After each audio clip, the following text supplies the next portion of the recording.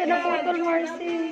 Oh ha? Papahuli ba tayo sa trending? Syempre hindi. Gagawa din tayo niyan. Hello, Sela babies! Bago nga natin gawin yung paapoy sa cake, ikukwento ko nga muna sa inyo kung paano sumakit ulo ko dito sa customer ko na to na taon-taon na lang ako ini-stress. Gusto ko naman kasi talaga yung na-challenge ako, no? Pero kasi itong customer ko na to, pabago-bago ba ng isip? Alam mo yung nakapagplano ka na, nabuo mo na sa isip mo kung ano magiging outcome nung gusto niyang design ng cake. Ilang araw sumakit yung ulo ko, kakaisip doon. Tapos ang ending, iibahin bigla yung design. Aro, Diyos ko, sarap na naman talaga mangurot sa singit. Medyo natagalan nga ako sa part na to kasi nga, hindi naman ako expert sa mga ganitong gravity cake. Parang first time ko ata gagawin to. Ginawa pala, first time ko yun ginawa. Kasi parang mga 3 days yata or 2 days na lang bago yung celebration. Dun pa na iba yung pinaka-team namin. Kaya back to zero na naman ako sa pag-iisip sa kung ano na namang design ang gagawin ko. Kaloka, hindi madali mag-isip ng design, di ba? Hustisya naman, oh. Bakit parang may sumasaping ibang kaluluwa? Nag-iiba yung boses?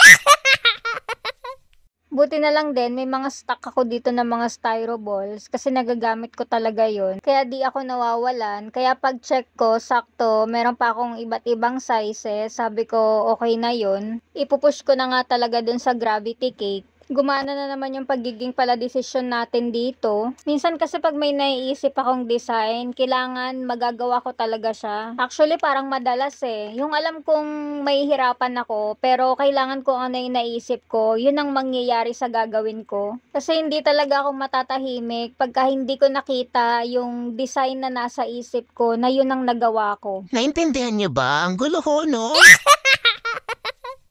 O basta yon, ito na nga, balik na tayo dito sa cake. So yan, ganyan lang ako nag-stencil nung logo niya. Nag-print lang ako, tapos binakat ko lang.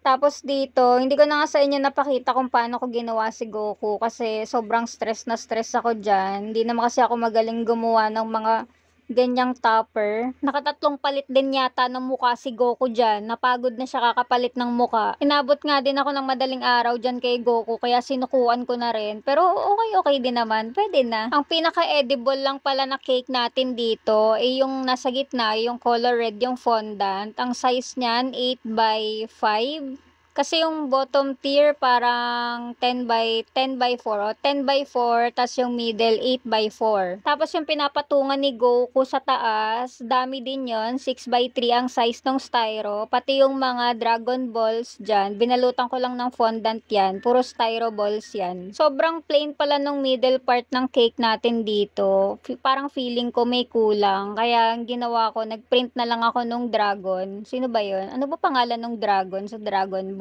Ayun, mamaya makikita nyo nakadikit na siya. Tapos, tubig lang po yung mga pinapandikit ko dyan. Ang bala ko pa nga sana, gusto ko sana i-3D yung pinaka-dragon na nakaikot siya sa cake. Kaso, hindi na talaga kinaya ng time. Kay Goku palang ubos na yung oras ko. Tapos, ang ilang kilong fondant pa yung minasa ko, kaya pagod na din talaga ako. Tapos, ito na yung final look nung natapos nating Dragon Ball cake. O diba, ang cute ni Goku? Ayan, dinikit ko na yung dragon dyan. Hindi ko na naipakita.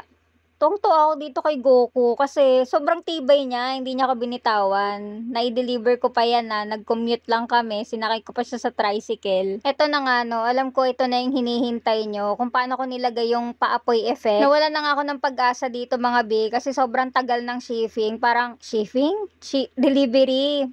Inabot yata ng 2 weeks. Dun pa lang sa unang design na dapat gagawin ko, ito na talaga yung gusto ko. Sabi ko, gusto kong lagyan ng parang yung nauuso nga ngayon na may paapoy-apoy. Napalitan na lang yung design. Sabi ko, wala pa rin yung ilalagay kong fire paper. Sinecheck ko pa everyday dun sa app kung kailan siya darating, kung malapit na ba siya, ganun. Kaya ang nakalagay doon, parang ilang days pa bago siya ma-deliver. Sabi ko, wala na. Hindi ko na talaga siya magagamit. Hindi ko na siya maipapasok dito sa cake. Hindi na talaga siya abot. Tapos alam nyo ba, ang galing, umaayod talaga sa akin ng tadhana.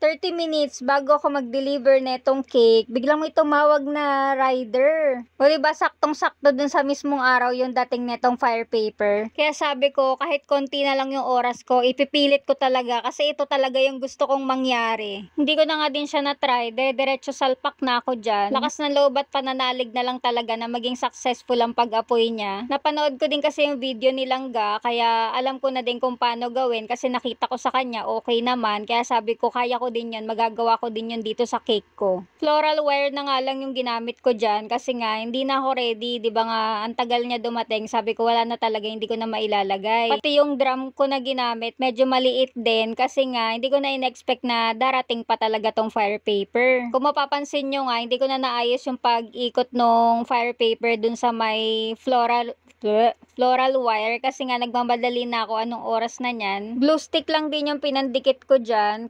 Konti-konti lang din naman kailangan na buong floral wire lalagyan mo ng glue stick. Etong celebrant kasi natin ngayon talaga namang taon-taon pinaghahandaan ko kung anong request na cake nito kasi pahirap ng pahirap. O, yan na siya. 'Di ba mukha siyang may sakit kasi puro siya Band-Aid. Pero ito na, papakita ko na sa inyo. Tama.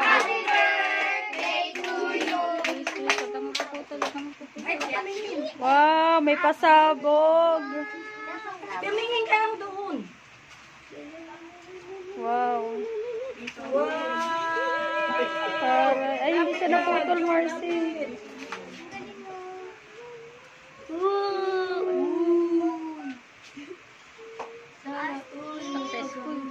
O, diba, successful? At hindi lang yung celebrant yung masaya kasi pati yung mommy at daddy niya sobrang happy din sa cake. Reflex ko na rin pala yung setup ng Teens Creative Studio. Lalagay ko sa comment section yung profile nila para kung gusto nyo mag-inquire kung may mga parties kayo. Ayan, message nyo lang sila. Super affordable.